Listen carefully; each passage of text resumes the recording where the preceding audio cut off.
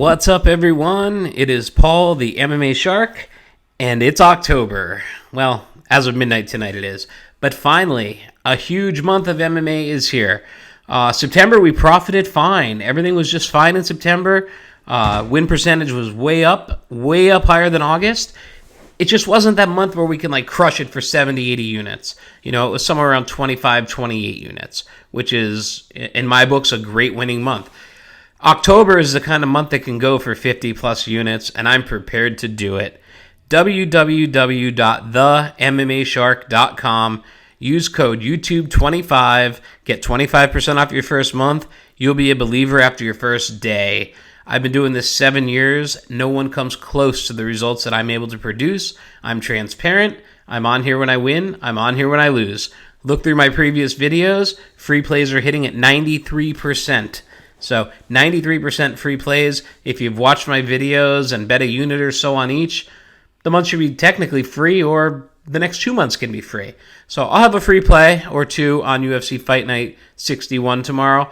But I'm going to break down the card without giving away too much. Give you some professional opinions on the card. And to be honest with you, it's a hell of a card that UFC's put together for tomorrow night. You see the main event, Dern versus Jan, and think it's kind of in Trinaldo in the co-main event. There's a lot of up-in-age fighters on this card. I personally think it's a sleeper of a card, and these free Fight Night cards have outperformed some pay-per-views. So fights that were lost off this card, really would have made it a much better card. For one, From Hell, Vink Pichel pulled off the card with an injury. Cody Garbrandt was supposed to fight Rani Yahya on this card. Garbrandt versus Yahya, I want to see that fight. I hope they rematch that fight. Tabitha Ricci and Cheyenne Vilmas is off the card. Leah Leeton versus Chelsea Chandler was supposed to happen. Luckily, Chelsea Chandler was rebooked. Definitely an exciting fighter. I'm excited for her UFC debut. So I'm going to talk a little bit about the card tomorrow and kind of what I think. So fight one tomorrow night is a fight at 135 pounds. It is between Randy Costa, who is a knockout or get knocked out fighter, coming off two losses, two finished losses. He got knocked out his last fight. He was knocked out by Adrian Yanez and Tony Kelly back-to-back. You got to think he's fighting for his job here. Prior to that, he looked phenomenal. He knocked out Journey Newsome. He knocked out Boston Salmon. Boston Salmon is extremely hard to finish. He was choked out by Brandon Davis prior to that in his UFC debut. So he's 2-3 in the UFC, and he's a finisher at a Lausanne Mixed Martial Arts, but he's susceptible to being finished. Minus 300, kind of a crazy number, but he's fighting Guido Canetti. Guido Canetti was absolutely fighting for his job last time out, but he came through, and he came through in a fashion that no one saw coming. He knocked out Chris Mutano in the first round. Sugar Sean O'Malley couldn't knock out Chris Mutano in any of the rounds. By the third, it was a pity stoppage, but Mutano was still coming forward. I watched the fight, obviously, between Guido Canetti and Mutano, and, man, Canetti just took it to him. He had him really roughed up against the cage, and that fight was stopped. He goes by the nickname Ninja. He's a ninja. He's a tough fighter. I don't know why this fight is fight one, but Costa and Canetti is way better than a fight one fight, especially on a card that's, lacking tons of big names. Canetti is 42 years old. He has been finished. He lost a split decision to Mana Martinez. He was knocked out by Donis. He was knocked out by Marlon Vera. He was submitted by Kung Ho King. So he has been finished. Both fighters have been finished. I really got to think about this one a little bit more. It could be a dog situation. The data's there to back it, but I do have a much stronger play on that fight that I'll be sending out to my subscribers. I know at the end of fight one, we're going to be up money tomorrow night. So www.themmashark.com, click get access. You type in your phone number. You're all set up. You type in your phone number, type in your card number. It's through a company called Subtext, which I love working with. Subtext has been phenomenal. All my subscribers are managed in there. I can communicate back and forth with you during the card if you have any questions. You don't need to log in. Everything's simply by text. theMMAShark.com, get access, type in your phone number, type in your payment method, type in code YouTube25. Save 25% off your first month. The internet is full of cappers. I get it. Check out my results. Check out my upcoming schedule. Check out my reviews on Facebook, on Instagram, on the website. They're all real reviews. Hundreds and hundreds and hundreds of subscribers have been cashing with me monthly. So, moving on to fight number 2 tomorrow night on UFC Fight Night Vegas 61. We've got Julia Stoliarenko making her return to the octagon, taking on a girl I'm pretty high on Chelsea Chandler. Chandler made her debut on Dana White's Contender Series. She was 3-1 at the time. She came in as a pretty significant favorite. She's good. I'm not going to lie. She's definitely good.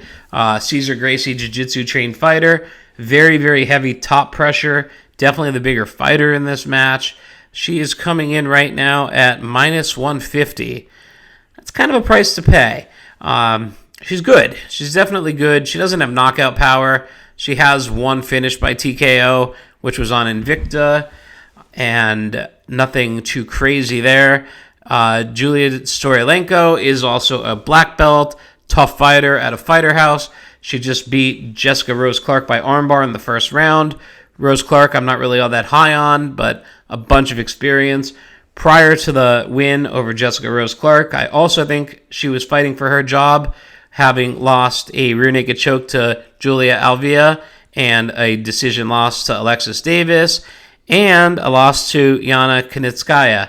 And Yana hasn't really been that good. So she lost 3 in a row prior to the armbar finish over Jessica Rose Clark. It's going to be a battle. This fight will be on the ground. You know, you're going to have some heavy top pressure by Chandler. Maybe she gets submitted. Maybe she just dominates the fight on the ground. Stoliarenko might be able to throw up some kind of crafty submission. No official play from me here on this fight. I think it's an exciting fight. I don't see a lot of striking happening in it. I am definitely looking to keep an eye on Chelsea Chandler, though. I think she's for real. No, she's not Michael Chandler's daughter. I keep seeing it on Twitter. She is absolutely not Michael Chandler's daughter. So that's fight 2. Fight 3. I think this is a very interesting fight. We have Maxim Grishin, who has win, lose, win, lose, win, lose. You know, he can't really find any rhythm. He was getting beat up pretty bad by William Knight at UFC 271, Adesanya versus Whitaker. That was his last outing, but he did enough with his aggression and his cardio to get the decision win. Prior to that, he took it to Dustin Jacoby. And, you know, if you follow me, you know I'm really high on Jacoby. You know, I think he's finishing everybody he fights. We had him by knockout last fight. You know, he lost a decision fight to Marcin Tybura before that. He's got a lot of decision wins. His fight seems to go the distance. He hits like a total brick house. He's fighting Felipe Lins out of American Top Team. He's looked very impressive when his fights actually happen. He had a streak from 2020 to 2028 where he had 8 fights in a row canceled. So he hasn't been incredibly accurate, having fought only one time in the last 2.5 years. But that one performance was a fight versus Marcin Pracino, where he won by decision. He was a big underdog in that fight. It was in April. We were on him. I think as an MMA fan, like someone that truly loves MMA, for a 205 fight, it's not going to be a slugfest fight in a phone booth brawl. I think it's going to be a pretty good fight. The odds on it are pretty close right now. Maxim Grishin is coming in at minus 170. The comeback on Felipe Lins is plus 145. Tough Brazilian in Felipe. Just hasn't been very active, as to where Grisham has been active, but can't really get it together. This fight's probably right where it belongs on the card. Not something I'm ready to throw a free play out on. It's a fight that I've been researching pretty significantly, and I'm pretty sure I'm going to get it right. Now, fight 4, I am going to throw a free play out on, and it's not going to be a giant free play. I'm just throwing a free play out. So we have Brendan Allen, who is 19-5. He is a huge crowd favorite. He's had some craziness lately. My boy Chris Curtis, he was beating him up pretty good in the first round. Chris Curtis just took over in round 2, pinned him up against the fence, knees and punches, TKO win. Next fight, he fights Curtis's teammate, Sam Alvey. As we know, Sam Alvey lost 8 or 9 in a row. Sam Alvey was beating the brakes out of Brendan Allen in this fight, but he gassed. In defense for Brendan Allen, he went up to 205 for that fight on short notice. He was minus 400. After the first round, the line came down to plus 120 for Sam Alvey. Now, Sam Alvey could take a punch. He can definitely take a punch. Brendan Allen ended up getting Alvey exhausted in the second round, took him down and submitted him. So then Brendan Allen comes back and he fights in June. And this was a horrible beat. He fought Jacob Malkoun, who was undefeated at the time. Everybody that watched the fight and myself agreed that Malkoun won that fight. For whatever reason, he got a unanimous decision win. I don't know. Go back and watch the fight. If you think that Brendan Allen defeated Jacob Malkoun in that fight, let me know why. Let me know what I missed. Maybe I'm in the wrong profession. But Malkoun was tough. Not really battle-tested, but tough. So he is coming in 2 wins. One versus Sam Alvey, which he almost got finished in the first round, versus Sam Alvey, who was Smiling Sam. But he did come back and win. And then the fight versus Malkoun. So taking on Krzysztof Jotko. Jotko's been around a while, and he will stay around a while. You know, he's 33 years old. He's been in the UFC now about 7-8 years, 24-5. He's a tough fighter. He's got one-punch knockout power. Brendan Allen does not have one-punch knockout power. He just fought Gerald Meerschaert. And the thing with Brendan Allen is if he's going to win a fight against someone with a good chin like Jotko, it's going to be by submission. Gerald Meerschaert was not able to submit Jotko.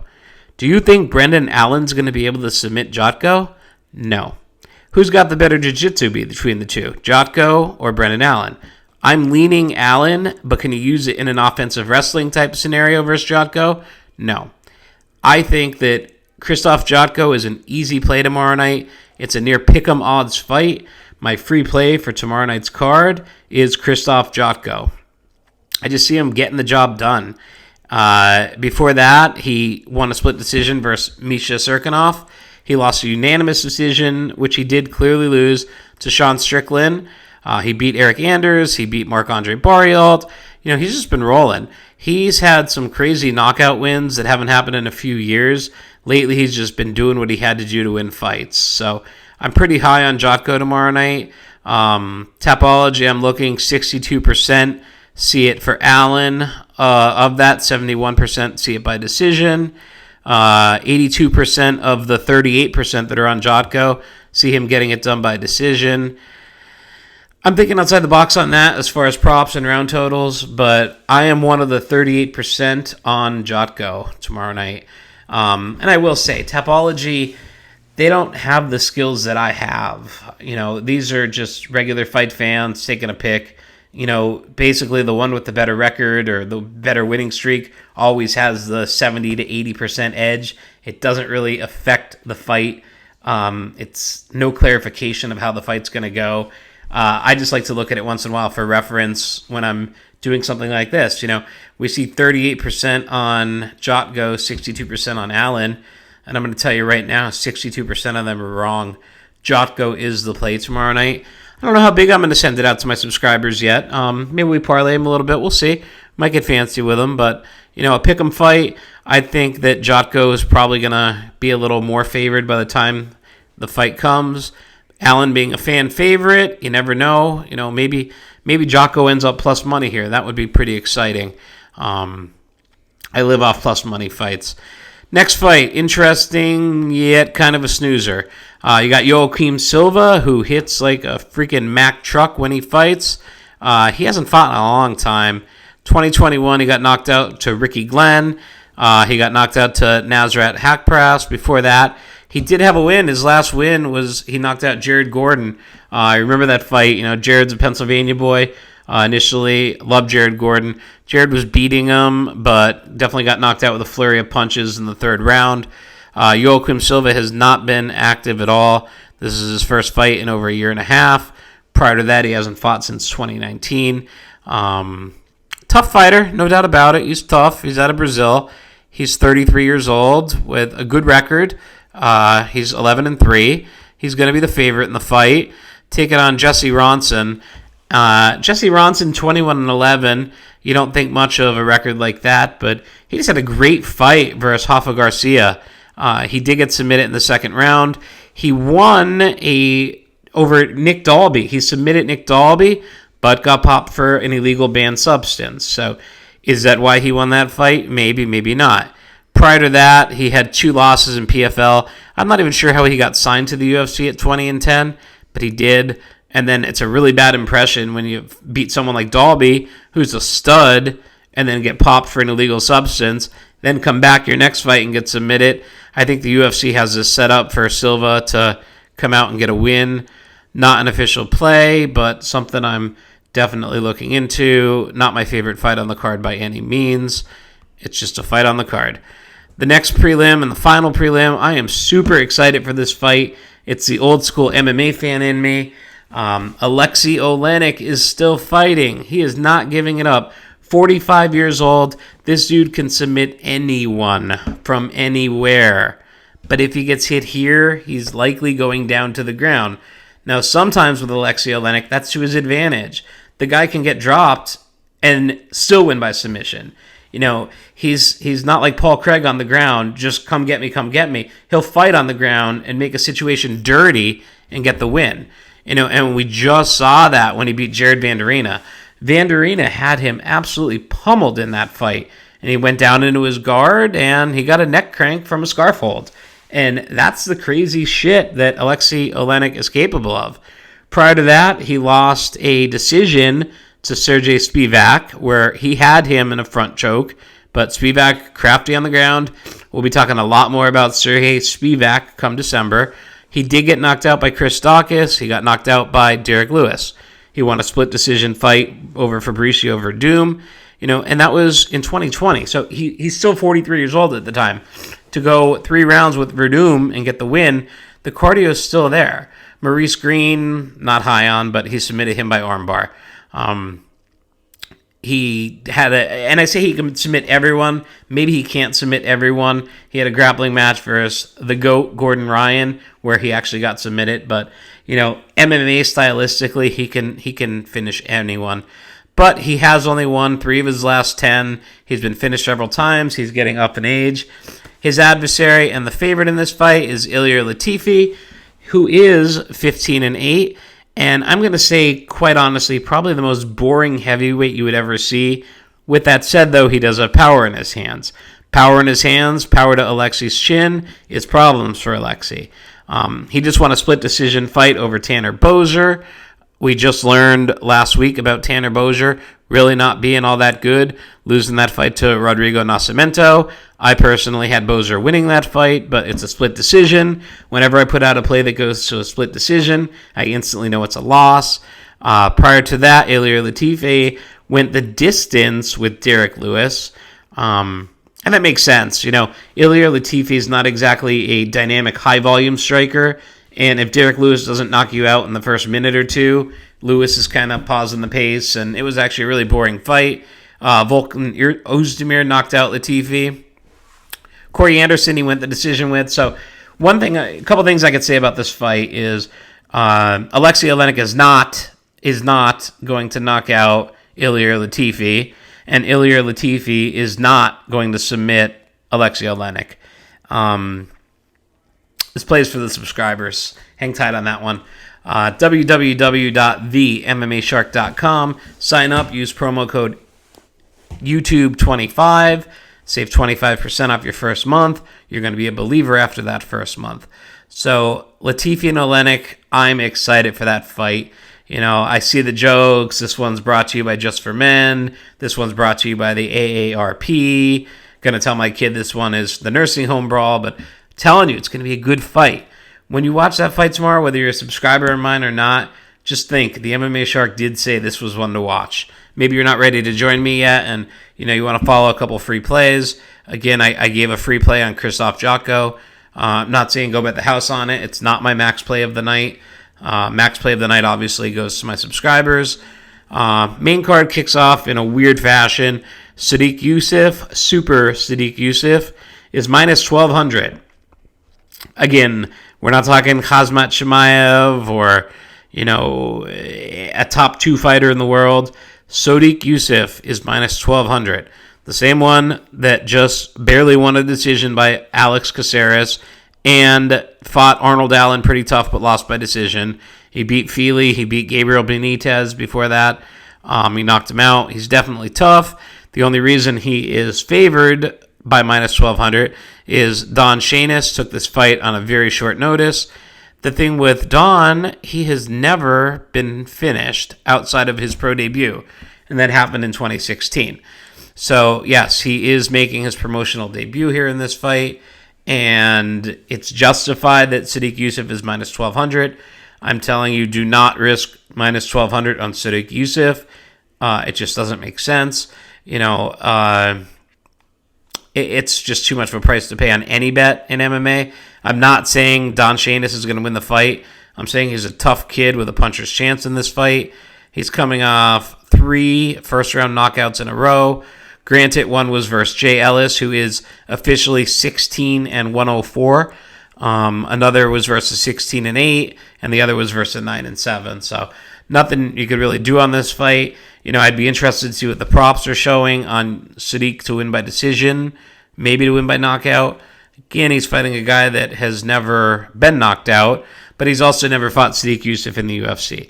So the odds are way too high. Minus 1,200 is just nuts. I am looking on Tapology for the shit of it.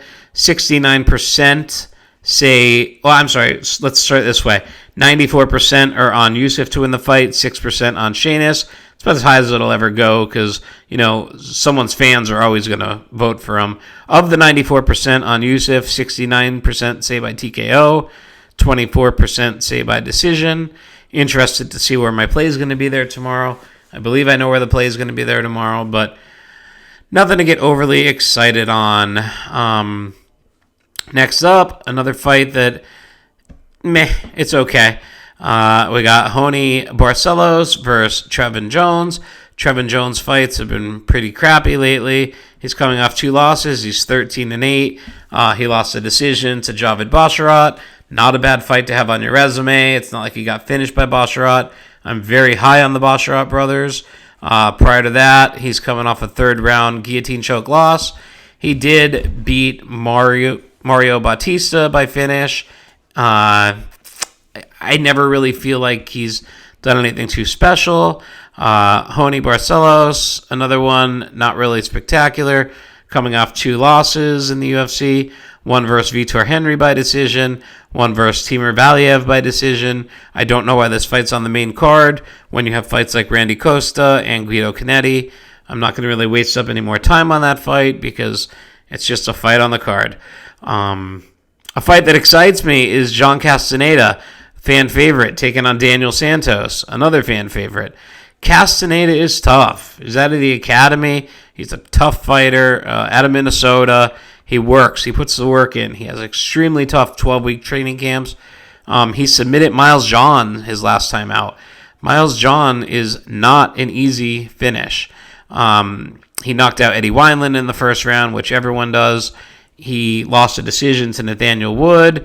Marcelo Rojo, he finished, which got him the contract to the UFC. Tough fighter, no doubt. Daniel Santos, he's a black belt, coming off a loss to Julio Arce. Julio Arce is a very tough fighter. That's not a bad loss. That was his promotional debut. I think that's a good fight. I'm going to give a lean on this fight. And my lean on this fight is going to be John Castaneda to get the win. I'm not saying if it's finish or decision. I just don't think Daniel Santos is better anywhere than John Castaneda. So you got 2 free plays for me there. John Castaneda being one and Christoph Jotko being the other. 13 fights tomorrow plus Bellator. It's going to be a long day of MMA. We're going to go from about 4 p.m. Eastern till 1 a.m. Eastern between the 20-some fights I'm covering tomorrow. Hoping we can get at it tomorrow, plus 15 to 20 units between the 2 card. Start the month off the right way. Full plays, full unit sizing, professional bankroll management, something I specialize in. www.themmashark.com. Use code YouTube25, save 25% off your first month. Start cashing tickets with us. It's a huge community that we've developed, and everyone's happy. One bad card in August, one bad card in July. It happens. I'm still hitting months at over 85%. 364 units year to date. The goal is to get to 400 units by the end of October. For $84, would you mind winning 50 units? Because I sure as hell wouldn't. 2 fights left to talk about on UFC Fight Night Vegas 61, and that is the co-main event. We have Randy Brown taking on Francisco Trinaldo.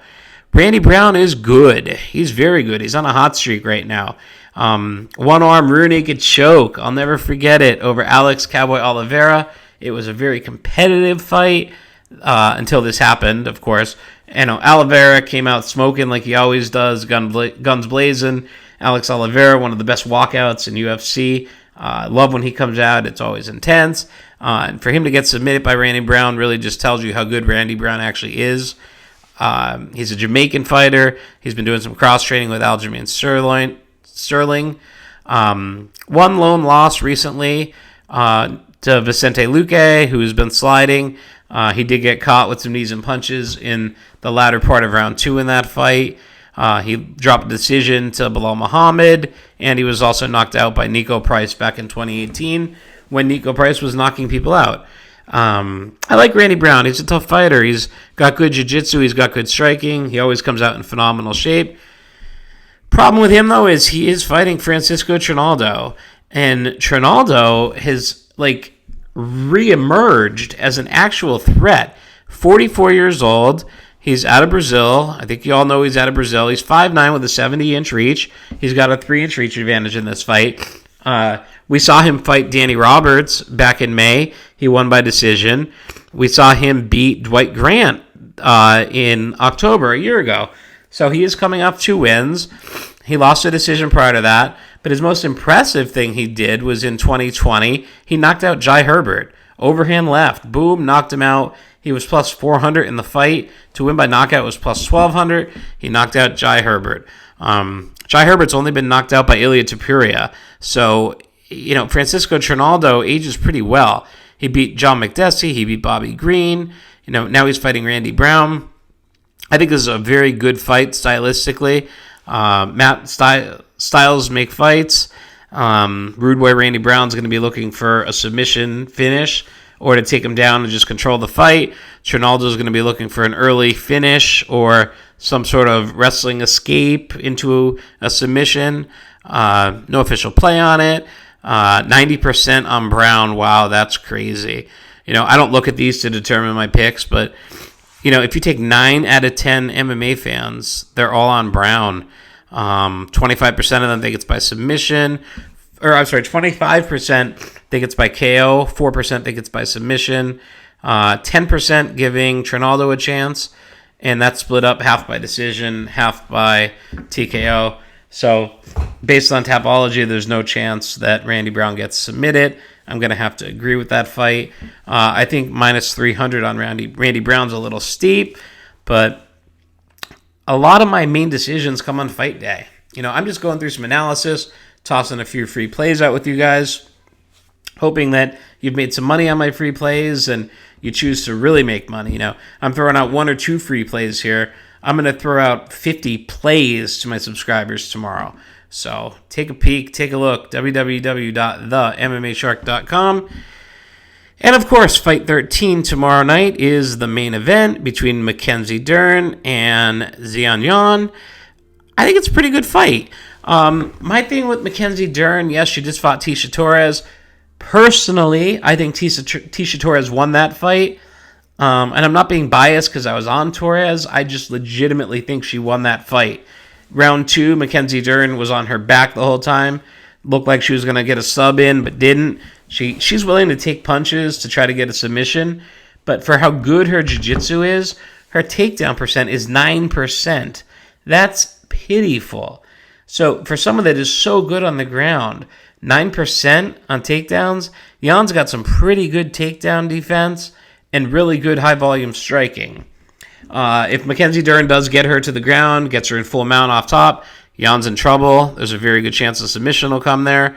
But that's a big question. Will Jan get taken down? Jan's a tough fighter. Another weird scenario. This is a card of old versus young, and if you got 2 fights, you're on the main card. Jan has lost her last 2. A split decision to Marina Rodriguez. There's no shame in that. But ground and pound from Crucifix to Carla Esparza. Carla Esparza has not really been knocking anyone out lately. She's the champ. She didn't really have to do a whole lot to become the champ. But Jan's 2 losses to Marina Rodriguez and Esparza, so that's 1 and 2 in the division. Or 3, I should say, with Dern being there. I think it's a quality main event. I'm going to have a play on it tomorrow for my subscribers. It's going to all come down to, will that takedown defense increase to over 9% for Mackenzie Dern, and can she absorb a lot of shots on the feet? I think it's a quality main event. Overall, a quality card. I wish the Garbrandt versus Rani Yahya fight was still on there. I wish the Chris Daukaus versus Jerizo Rosenstrike fight was still on there. But what we always do is work with what we have. Bellator main card has timed this perfectly, where the main card is going to start right after the UFC card ends. So, UFC prelims, UFC main card, right into Bellator main card. And Bellator has a hell of a main card tomorrow night. So it's a huge day of MMA. The MMA Shark will be ready. We're going to cash some tickets. We're going to make money. I will do a recap video on YouTube of both UFC and Bellator Sunday or Monday. And hopefully you're a part of these results. www.themmashark.com. Put in code YouTube25 at checkout. Save 25% off your first month. Start making money. Some say it's been life-changing. So love to have you aboard. If not, follow the video. You got 2 free plays out of me for this card. And that's John Castellano and it's been a long day, and Christoph Jotko. So Castellano and Jotko are the 2 free plays for Fight Night 61. Do as you may with them, and let's cash some tickets. Let's get it.